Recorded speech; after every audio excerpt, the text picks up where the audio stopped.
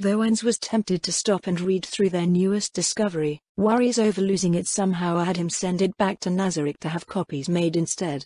In addition, the Baroness could only make out small parts of it, so he would have to use a magic item to read it himself. This would either result in him appearing ignorant, especially considering Shiltir had been able to read some of it and he could not, or it would lead to an endless amount of questions over an endless number of things that he knew nothing about. It was better to be safe, in more ways than one. The city of Lagos was built on the confluence of the Katsa River and two of its major tributaries. The rivers partitioned the city into 4 parts that were each themselves larger than the capital of Riastais. Over the next 2 days, Captain Iska led them from place to place, visiting locations that he suspected might have preserved something of the past. The Baroness mentioned that you manifested here over a century ago, Ainz said as they flew over the remaining uninvestigated section of the city. Was this region in the same condition then as it is today? Yes, Captain Iska replied. The eldest manifested a decade or so before I did, and he didn't say any differently about the place, either. Might I know why your majesty is asking? I thought that if the transformation of the Katsa Plains was recent, signs of its transition from fertile fields to wasteland might exist in your recollection. Ainz stared down at the cracked red clay as they crossed over the riverbank of the southwestern section. Though he was not a nature enthusiast like Blue Planet, the realities of his former world led to some knowledge about the soil, which looked similar to what lay below him. Earth's runaway ecological collapse washed away organic matter and nutrients, leaving the same dense red clay he saw every day on his dreary commute to and from work. It was not something that happened overnight, so if someone remembered the soil being different at some point, he could make an educated guess. Assuming such things worked the same way in this world, of course. I haven't noticed any changes in the soil, the Elder Lich said, though an Elder Lich might not be the best person to ask. I'll check with Ruin's Wake afterwards if you'd like. Would a ghost ship know more about that than an Elder Lich? Shiltir asked. I sure hope so, my lady, Captain Iska answered. She wouldn't be much of a druid otherwise. Ruin's Wake was a druid? Ainz supposed that the job class was suited for a ship. But an undead druid? That doesn't seem right. Well, no, there's an undead ranger flying out in front of us. The natives of this world tended to follow themes that resulted in their respective class builds, many quite stereotypical to fantasy settings. A sentient ship being a druid made sense as they had a variety of useful spells for a vessel. The problem was what nature would be to an undead druid. Did Ruin's Wake act as a defender of the Katsa Plains' negative energy ecology? Would she nurture this ecology and help it thrive and grow as regular druids did with the lands of the living? It would be a logical conclusion, but for the fact that Baroness Saradnik appeared to be the opposite of this. She acted as a living ranger would, defending her territory, encouraging growth, and cleansing it of corrupting influences. Does Ruin's Wake engage in any sort of druid-like behaviors? Ainz asked. There's not much for her to do out here, the Elder Lich answered. But she does patrol the area even when I'm not on board. Most of her spells have to do with the weather or fighting together with her crew. When we leave the thick of the mists, she summons a fog wherever we go. Her personality is also very druid. Do you believe that this may cause problems beyond her usual patrol range? Some druids can be quite aggressive when it comes to their stewardship of nature. I highly doubt it, Your Majesty. Ruin's Wake wouldn't knowingly do anything to displease you. Captain Iska claimed that the ghost ship was just as, if not more, excited about Ainz's presence as the Elder Liches, but he had no idea how one could tell. If Ruin's Wake was a she, and Baroness Saradnik reacted as she did. He shook the thought away. What about you, Captain? Do you have any particular specialization? I'm an evoker, the Elder Lich replied. An air elementalist, to be precise. Oh, that's an interesting choice for an Elder Lich. Most would expect some sort of necromancer. Necromancy was the obvious choice, but then I met Ruin's Wake. The inherent skills of an Elder Lich are enough to provide a crew that can deal with most things we come across. It's the powerful enemies that we need a decisive answer for. All things considered, it was a good combination. Ruin's Wake had a crew composed of hundreds of the more powerful undead taken from the area around Lagos, which was enough to deal with nearly all of the suppression forces from Riastais and the Empire. Captain Iska could eliminate major threats from the comfort of the ghost ship's deck. The existence of Ruin's Wake is little more than an unconfirmed bit of lore in the region, so you must not fight intruders often. Sometimes you get small groups of adventurers sniffing around, but no one's tried anything big for a long time now. When was the last time something big happened? Captain Iska fell silent, cocking his head as if in thought. About 40 years ago, I think, he said. The Empire sent a small army in an attempt to hold and reclaim a strip of territory along their border. Those knights in their shiny plate didn't get along well with my lightning spells, killed a few hundred before they gave up and retreated with their dead. They didn't send their magic casters to fight you? The Empire is known for integrating arcane and divine casters in their forces. They were there, but I don't think they could figure out how to deal with us. The only way to see what was going on was to get inside the fog that Ruin's Wake summoned. Anyone close enough to see us would also be in our casting range. If we needed to recover for some reason, all we had to do was retreat deeper into the plains. Any attempts at pursuit would get tangled up in all the undead. Ainz supposed it was a good thing that Ruin's Wake wasn't so aggressive that she would intercept minor incursions along the border. Very few adventurer and worker teams from Riestais and Baharuth could stand up to the ghost ship and her captain. What about the Draconic Kingdom and the Theocracy to the south? Have you had any run-ins with them?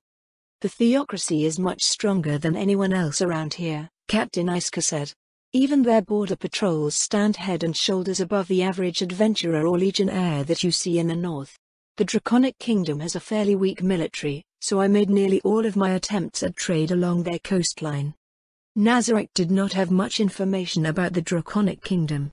With the Theocracy, which had clear signs of player influence, close by, Ainz had decided to ignore it in favor of their efforts in the northern human nations. Considering the reception that Captain Iska had received for the last few generations, it was probably for the best. Their flight brought them to a large central plaza, and they landed along a line of rubble on one side. The southwest part of the city took the brunt of whatever was taking everything apart, the Elder Lich said. It's a lot like the other places that have been flattened outside of lagers. Ahead of them, Baroness Saradnik picked through the largest pile of rubble. The stormy atmosphere that had accompanied her before swiftly returned. Captain Iska shifted closer to Ainz, lowering his voice. What's wrong with the Baroness, Your Majesty? So he can feel it as well. The destruction of this nation infuriates her for various reasons. Ainz glanced at the Elder Lich as he replied, then turned his gaze back towards the Baroness. He was almost certain she was unconsciously using some sort of skill. The question was why it was affecting undead beings, who were supposed to be immune to mind-affecting spells and abilities. The first possibility was that it wasn't actually a mind-affecting ability. Of those abilities, skills like turn undead and various forms of undead control, which one would normally think should be mind-affecting, was one such category. Another was what could be broadly described as charisma-based abilities that included persuasion, intimidation, bluffs and such. Yggdrasil had no such mechanical elements, but this world certainly did. Aside from those, Captain Iska, Ainz said. The eldest mentioned something about the Baroness attempting to exert some sort of influence. Did you feel that from her as well? Yes, Your Majesty. What about you, Shaltir? Nothing to that effect, Ainz Summer. I believe he mentioned something about Dirgesingers? Ainz crossed his arms, looking up into the misty darkness. That was the other possibility. Dirgesingers were a bard prestige class whose skills and abilities affected the undead as they would the living. In Yggdrasil, they were more of a job class for roleplay since their specialization only affected a small percentage of players. Running into one was annoying for Ryan since his equipment was fashioned under the assumption that his undead immunities wouldn't be bypassed, but it wasn't a problem for others. The Baroness wasn't a bard, but another job class she had might be causing it. Even more concerning was the idea that she might have somehow come up with it as a skill under one of her existing classes. Adventurers developing martial arts, abilities and skills was common enough, as was the research of new spells. Doing any of that was impossible in Yggdrasil, despite its vaunted degree of freedom as Admork. I can feel it too, the insidious will of this thing encroaching on my reason. To trust and confide, to seek solace in its protection. Given her background, he suspected that he already knew what it was. They were the feelings that one might have when under a noble of fantastic quality. Yet, in this world, fantasy was reality. Labeling things as fantastic according to the perspective of a humble salaryman from a bleak and mundane earth made them no less real. As Pandora's actor was wont to mention in his many analyses of job class levels and build development, the people here often acted without truly realizing what they were doing. It made it difficult for them to grasp and exploit the mechanics that drove what they did, but at the same time, all sorts of things could spring forth from a mere concept. Baroness Zaradnik was a noble who had become undead. Thus she was an undead noble, or something like that. With this in mind, she had extended her charismatic influence to the undead. Ainz and Shiltir were above her in the official hierarchy of the Sorceress Kingdom, thus that influence did not fall upon them. The question that remained was why her bad mood could be felt by even Ainz and Shiltir. Was it something along the lines of friendly fire? Ainz walked over to where the Baroness was still conducting her search through the rubble, clearing his throat. "Zaradnik Dono," he said. "Are you aware that you have a skill active?" The Baroness turned around to regard him with a look of momentary confusion. Seconds later, the sense of dread pressing down on him vanished. "My apologies, Your Majesty." She lowered her head deeply. "In hindsight, I should have been more careful. The battlefield aura that I used mirrored my strong emotional state, as well." "If this is a battlefield aura," he said, "you're going to have to refine it. It's currently affecting friend and foe alike. Do you have some sense of its effects?" "I'm afraid not." Baroness Zaradnik shook her head. "Only the feeling that comes with it. Just looking at some of these ruins, it's frustrating. This happened so long ago that making things right again is most likely impossible, yet I still wish I could." "What is it about this particular structure that triggered the skill?" She lifted a piece of rubble with the toe of a silhouette, flipping it over with a sigh. "It appears to be the remains of a temple," she replied. From the layout of the rubble, there were 4 distinct sections radiating out from the central chamber. If it was of human design, I would guess that each section was a chapel where the shrine of some deity was placed. Regardless of who or what they worshipped, temples are considered places of sanctuary that even soldiers in wartime will avoid disturbing. This is not only a cultural consideration, but a practical one as well. Having a swarm of clerics joining the enemy because you attacked their temple is a serious problem. Several hours passed as they went from site to site in the ruins, with little to show for their time. Though the Baroness had reined in the usage of her mysterious new skill, a sense of unease still settled over Ainz. It wasn't over the vast plain of rubble and the unknown history it represented, but the human-turned revenant and the cool mask she wore as they conducted their search. Ainz had no qualms when it came to the exploration of the game-like mechanics in this world, especially when so many mirrored those from Yggdrasil. He was confident enough in these mechanics that he treated brand-new discoveries with a sense of intrigue rather than alarm. Those discoveries only added to his confidence as they were analyzed and framed in familiar ways that he could turn to practical use. Game mechanics were not the only aspect of Yggdrasil, however. There was its lore, economics, and the various interactions that occurred between members of its player base, aspects that were ultimately bound by the fact that it was designed as a game. Degrees of separation existed between a player and the game, making one feel that things were entertaining and safe to consume. In this new world that he found himself in, those degrees of separation did not exist. Everything was real and alive, and his grasp on many subjects was laughably deficient. Matters of governance and culture were as incomprehensible to him as how casters in this world understood and developed magic. His experience in sales only gave him the barest grasp of economics and infrastructure. The reality of this fantasy world was so far removed from his former life that Ainz could only laugh at how carefree and easy the mass-produced isekai stories from Earth made it all seem. His only saving grace was that Nazarick appeared to possess martial strength unapproached by any power in the immediate region. They had been able to get away with everything that they did simply because no one could do anything about it, but it was foolish to believe that they would enjoy this advantage forever. Baroness Zaradnik represented an entire slew of the unknowns unique to this world. The idea that she was a revenant and might follow the same law as those in Yggdrasil was of particular concern to him. Unfortunately, there was no convenient reference to look up, no wiki, guide or forum to consult. Ultimately, approaching her directly with his questions was the best way to answer them.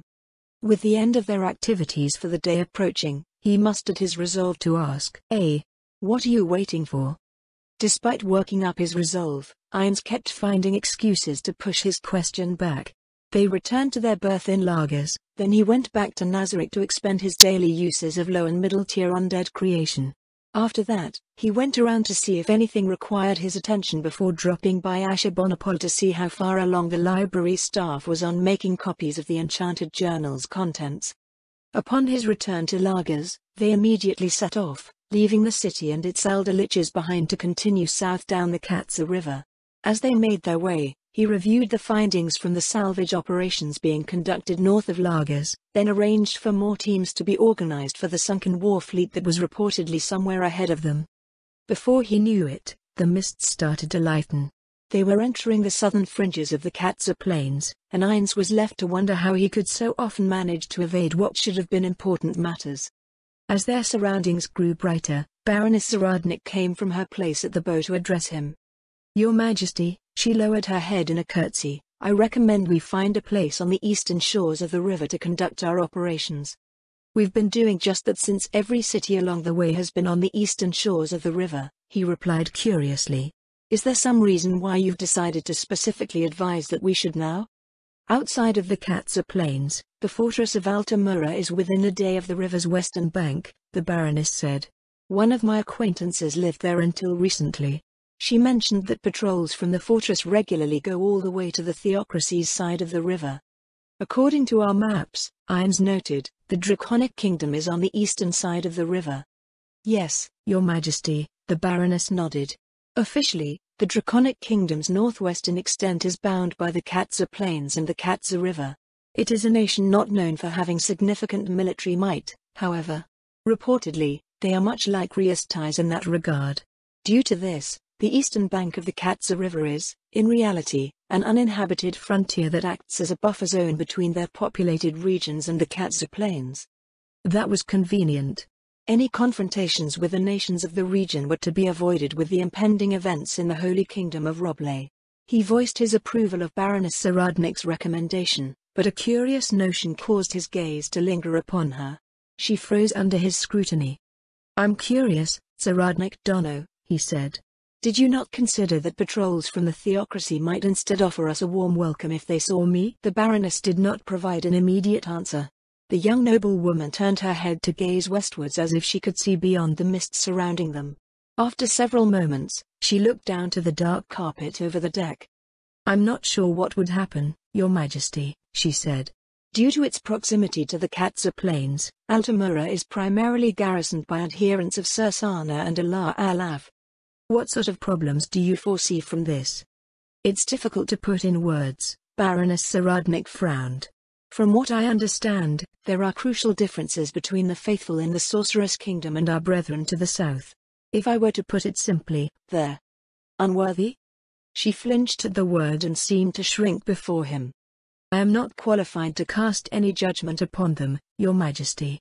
I have not experienced life in the theocracy, but what little I have heard causes me to believe that they are unprepared. Corlin is more knowledgeable than I am on the matter, and she shares the same assessment." "So you believe that they will react differently?" "To put it lightly," the Baroness said. "Going by what I've seen and heard, their reaction would be something like the opposite of ours. Instead of the tempered devotion that we have in the Sorceress Kingdom, their zealous attitudes would be driven to even further heights. The results of that zealotry would be decidedly against Your Majesty's direction for our foreign policy." Ainz lost his grasp on what she was saying the moment the conversation drifted into matters of religion and governance. He wasn't fond of mindless zealotry, but he did not possess the insight to understand the full extent of what she suggested might be. From Nazarik's unexpectedly truncated debriefing of the Sunlight Scripture and second-hand local knowledge of the theocracy, he could only conclude that they would embark on some great crusade with the assurance that one of their gods had returned. Where that crusade would go, he had no idea. Another thing stuck out to him in light of the Baroness' reply. Even the indirect results of their actions were scrutinized and held up against the Sorceress Kingdom's policies and thus his will. Not that it wasn't. The general direction of the nation and how it was to be perceived by the public eye were essentially all his doing. Having a bunch of zealots performing all sorts of acts in his name was most likely bad publicity. "You say that they are unprepared," Ainz said, "but, with the state of things as they are, do you believe that they will ever be ready?" "I lack the foresight to say anything definitive, Your Majesty," she replied. "Given the position of relative strength and security they've enjoyed in recent centuries, Amending attitudes in the theocracy is not something we can easily do as outsiders. For the time being, we hope to act as an example to our brethren. Corlin's success with the temple staff that came in recently shows that it is possible, but attempting to enact change outside of our lands on a wide scale will almost certainly meet with resistance. What methods have you considered? Most of it would be seen as proper conduct for those in a better situation than their fellows. Corlin self-depreciatingly calls it throwing money at the problem. With the prosperity of the Sorceress Kingdom, she is in a position to allocate a not insignificant sum of her personal finances towards bettering the theocracy's territories close to her border. By doing so, she hopes to shift sentiment in the Sorceress Kingdom's favor and encourage more traffic over the border. The resulting interactions would have our culture gradually mix into theirs. It was a method Ainz thought that someone like Uri Alpha would employ. Improving the lives of the people while increasing awareness of the Sorceress Kingdom's benevolence.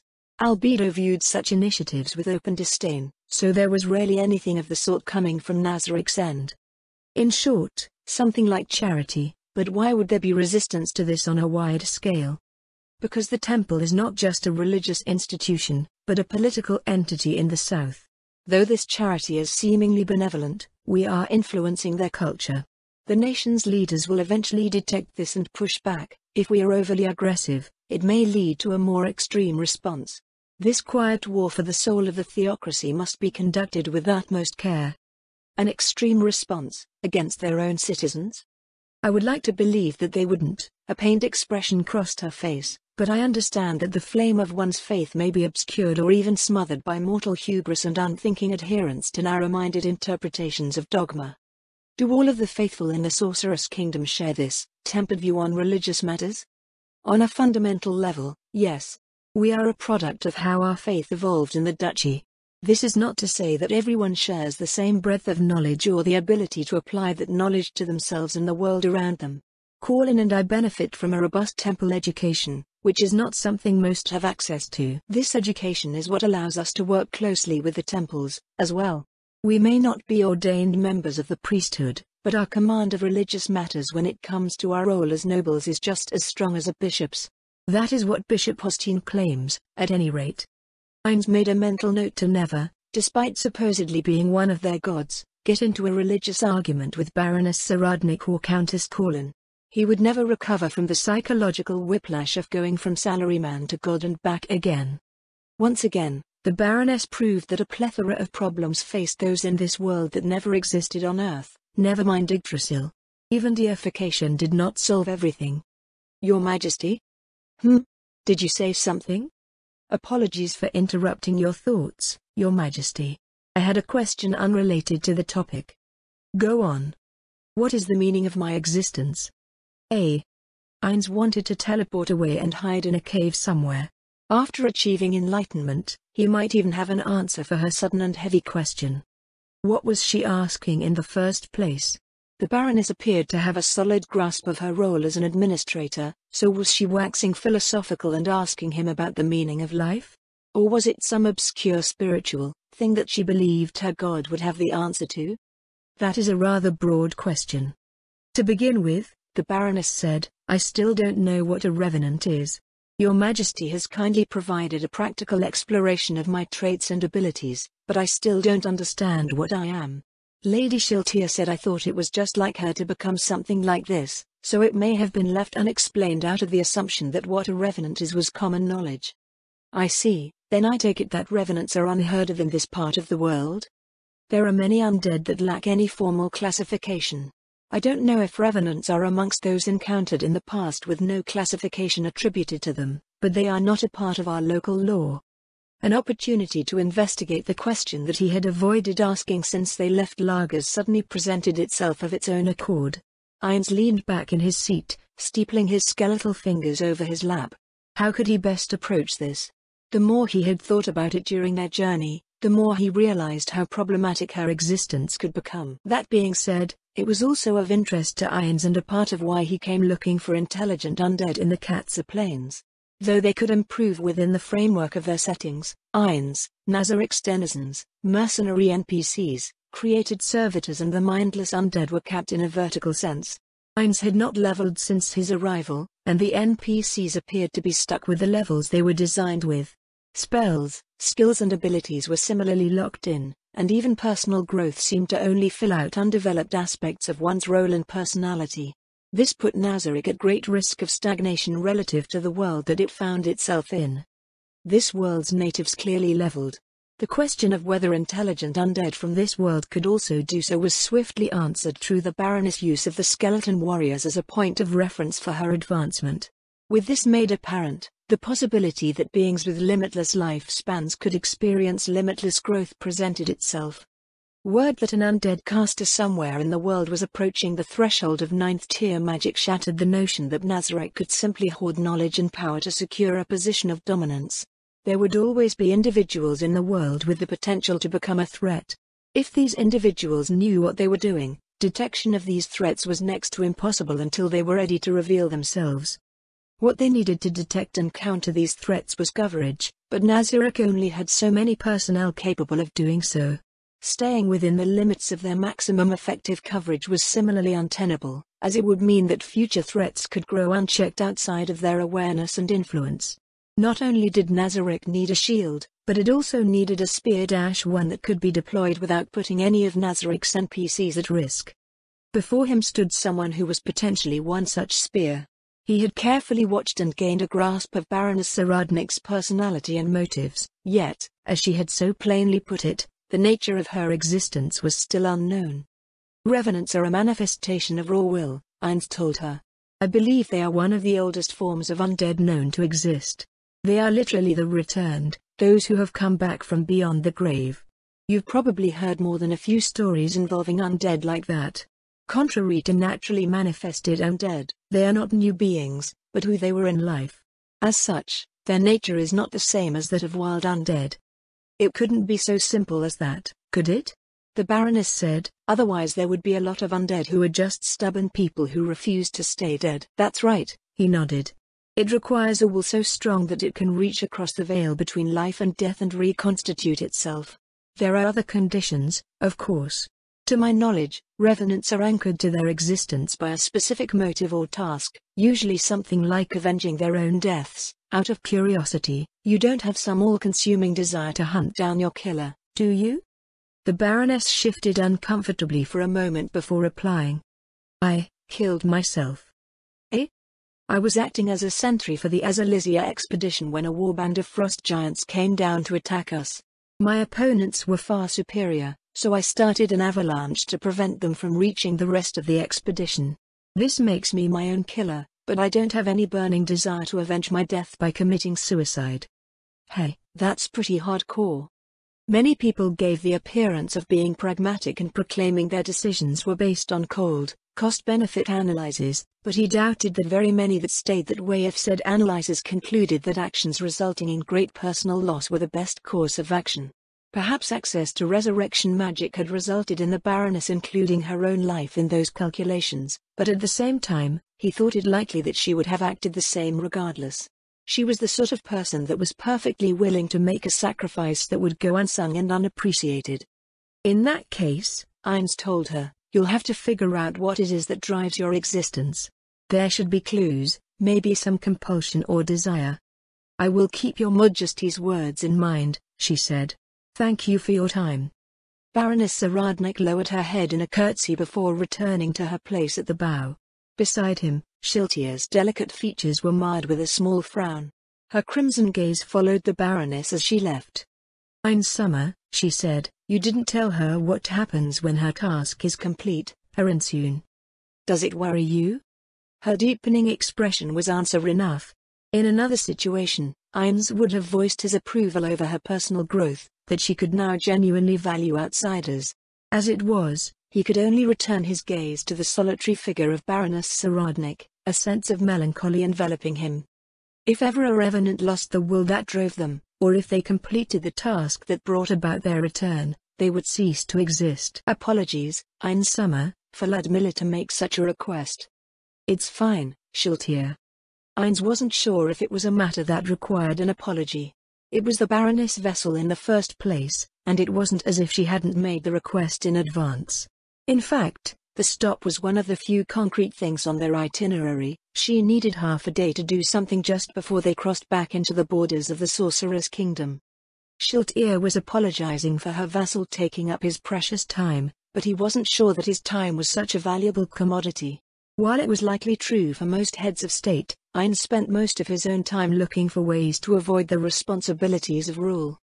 After setting the salvage operations south of Lagos in motion, they proceeded onwards to the mouth of the Katza River, which fanned out into a wide river delta. There, they found recent signs of travel, so Ayn felt that it wasn't wise to linger for long. He gazed out at the northwestern arm of what, according to Baroness Saradnik, was a large lake or inland sea, taking in the sights for a while before declaring that they should begin their return trip. It was a one-week trip back upriver, which he didn't mind at all. Seeing that their task of mapping a route through the Katza Plains was complete, Ayn could have teleported back to Iranthal, but all the work that had piled up during his time away awaited him there. At the thought of the merciless march of incomprehensible reports and proposals, he could already feel stress rising within him. Despite already being on what might be called a short vacation, he felt that he needed time to prepare himself for that eventuality. Yes, he needed time to prepare. Preemptive time off was in order. A relaxing cruise through the quiet darkness of the Katza Plains was just what the doctor ordered. Or would that be the cleric in this world? And so, over the next week, he focused on the crucial task of relaxation. Sometimes, he watched the vampire brides play games in the hold. Other times, he went over fresh lists of findings from the ongoing salvage operations, ordering articles of interest to be delivered to him for personal study. Once in a while, he would call Baroness Zaradnik from her post at the boat to pick her brain over one thing or the other. With the Katza Plains swiftly coming under the occupation of Kokita's forces, Shiltir had gone into a sort of relaxation mode as well. She seated herself beside him most of the time, going from outfit to outfit as the days passed. Surprisingly, none of them was as bold as he might have expected from Peroncino's daughter. Ayn had half expected her to get into something outrageous the moment they were well away from the Sorceress Kingdom. If she became particularly amorous, as Albedo once had, he wasn't sure what he would do. There wasn't a second-level 100 NPC on hand to pull her off if she pushed him down. Was it the Baroness' sense of propriety rubbing off on her liege? If so, he hoped that she would continue to be a good influence for Shiltir. He stared off in the direction that Baroness Zaradnik had gone off to, across a small field of rubble that was probably the ruin of some village or town along the river. Ayn Summer? As he rose from his seat, Shiltir looked up from where she was sitting beside him. Let's see what she's up to, shall we? Of course, Ayn Summer. This way Arinshu, one of my vampire bat swarms, has been keeping track of her. He flew up from the deck to follow Shiltir, who skimmed over the river to the shore. After crossing the ruin, he looked around for traces of her passage. It was then that he remembered that she tended to use her ranger skills to stealthily move around everywhere. I wonder if that earns her ranger experience. In their time here, he had been trying to funnel experience into her commander job class, but it seemed that even routines and habits reflected the job class levels one already possessed. It became a part of one's nature, so to speak. Unless they deviated severely from that nature, the natives of this world would most likely continue to gain levels along the path they were already on. According to Pandora's actor, the risk of build contamination was actually quite low for most of the residents of this world. Simply put, if one didn't work, they didn't eat. As long as their chosen vocation made ends meet, they would continue to advance in that vocation as a matter of practicality. Drastic changes in vocation did not occur unless one's survival depended upon it. Those few with the leeway to explore other avenues were the ones most at risk of build contamination. The independently wealthy, who could afford to not work, were likely to pick up a snarl of job class levels if they were the sort to indulge in their whims. Adventurers, too, had a sort of phase. When they reached a rank where they weren't struggling to make ends meet, they started to explore various possibilities for their careers, experimenting with potentially problematic job class paths, or investing in their hobbies. The Sorceress Kingdom's Adventurer Guild would have to keep a close eye on that. This dynamic was quite counterintuitive to Ain's. In this world, individuals who toiled in ignorance, survived from day to day off of their established job classes, or were obsessed with a particular goal ended up with the best builds. Opportunity, intelligence, talent and flexibility more often than not resulted in harmful detours. Guilt seeped into him as he flew along. It was highly likely that Baroness Saradnik had a contaminated build, and Eins's past actions had probably made it worse. She had her noble prestige class, which served as a springboard to her development as a commander. Unfortunately, she was also a ranger and he had signed off on the order to have her regain what appeared to be a ranger prestige class.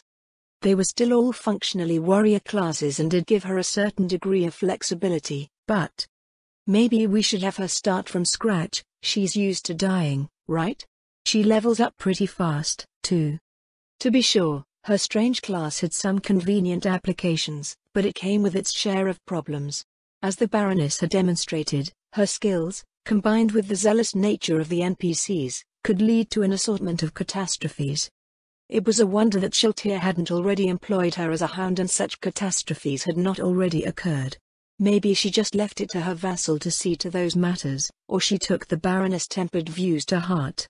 As the guardian in charge of Nazarik's first, second, and third floors, Shiltir was accustomed to the management of many. If one were to put it in local terms, she was a noble who had many vassals and trusted them to do their jobs. Once the Baroness had become her vassal, it was likely that the same treatment and expectations had been applied to her. Cocytus was much the same, though his flavor of management was different. The guardian of the fifth floor was designed with the image of a highly romanticized feudal vassal from Japan's past. This was reflected in his character and the way he interacted with those around him. Shiltir was packed with Peroncino's fetishes, but her general demeanor was that of an Oiran, a high-class courtesan from the Yoshiwara district of Japan's old Edo. That would make the Baroness, huh? Eins grew lost over what it meant. Had Shiltir assumed the role of a big sister or superior in the pecking order of a red light district establishment? Or was the Baroness an aristocrat she had wrapped around her little finger? Then there were all of the perverse things in her settings. No, he wasn't curious about what went on between them. Not one bit. A faint metallic ring sounded through the air, rescuing him from the increasingly dangerous direction of his ruminations. It grew louder as they flew forward, and a looming object appeared out of the mists, waving slowly in the wind. Eins decelerated, drifting forward as he examined their surroundings. The red clay was broken and churned as far as the eye could see. Here and there, Eins spotted bits of broken equipment left strewn about. It was a scene of past carnage, and, above it all, waved the vermilion and gold banner of the Sorceress Kingdom. Ah, crap, I shouldn't have come. Several of the NPCs had suggested that they plant the banner to commemorate his great victory over the royal army of Riestais.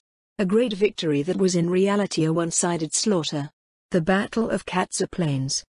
Below the banner, Baroness Saradnik was hammering lengths of steel into the ground. After setting each, she attached to them some colored cloth. Eins came closer to see what they were, then realized that they were banners as well. Their sigils were familiar to him. They belonged to the nobles of the Duchy of Eranthal. As what the Baroness was doing slowly sunk in, a gust of wind whipped over his robes. The young noblewoman looked up from her work, then lowered her head respectfully. Your Majesty. I wasn't aware that you were raising a memorial. Unfortunately, it is not much of a memorial, she replied, but better than none. No one else will care to remember a collection of hopeful cadets, ambitious merchants, and upstart adventurers. The moment Eranthal was annexed, the fate of our houses was no longer the business of Riestais or Baharuth. The Baroness continued planting banners, and Eins's gaze slowly crossed over them. The rolling hills of Gonye, the eight-spoked wheel of Wagner, the silver chalice of Corlin. 11 others waved lightly together with them, the former houses of Riestais who now managed their titles in the Sorcerer's Kingdom. At the last, she drew a long steel spear, driving it into the ground.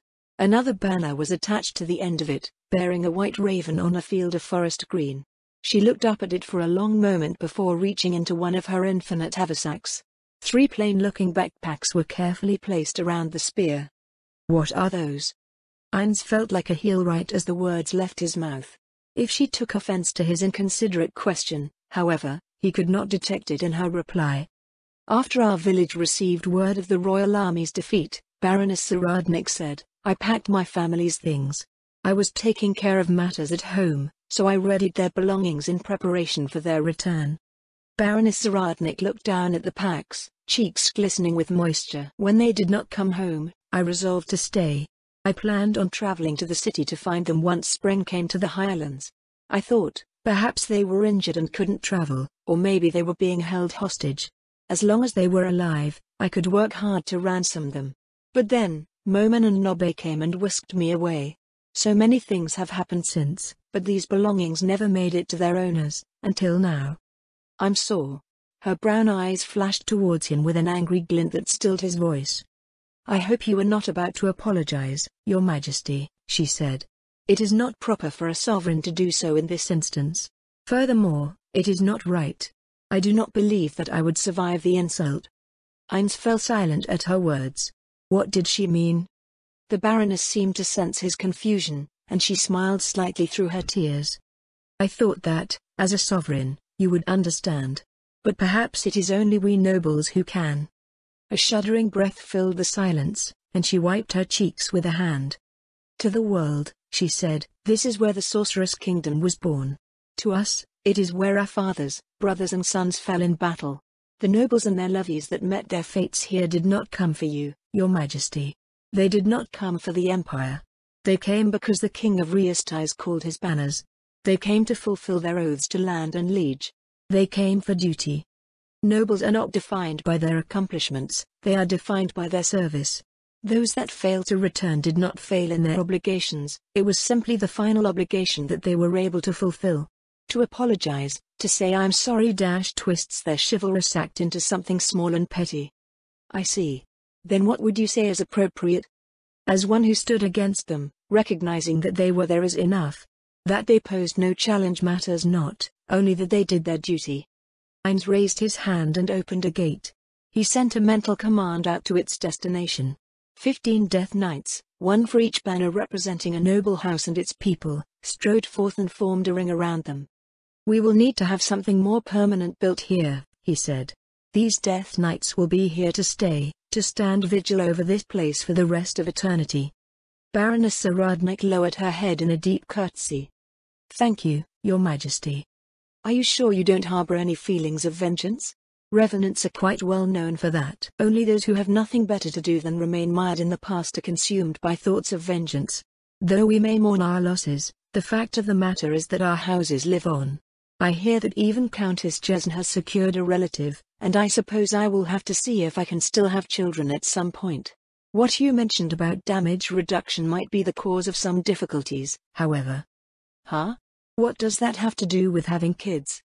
This event will go on to become another piece of each house's legacy, she continued, one shared by every noble of the Sorceress Kingdom. I understand that the common folk love to deride us for our pride in such things, but that is just the way it is. Ines supposed that he was one of those common folk, in this sense. The pride of aristocrats, the weight they put in their history and station, had always seemed like hubris that only fueled baseless arrogance and the acts born from it. After 2 weeks in the Baroness' company, however, he thought he could begin to understand the so-called noble pride. The Baroness did expound upon the virtues of her pride, but they were reflected in every facet of her conduct. It was because of this that it felt more than just mere posturing. Perhaps it was a form of arrogance, but it was arrogance born from unwavering belief in a greater order.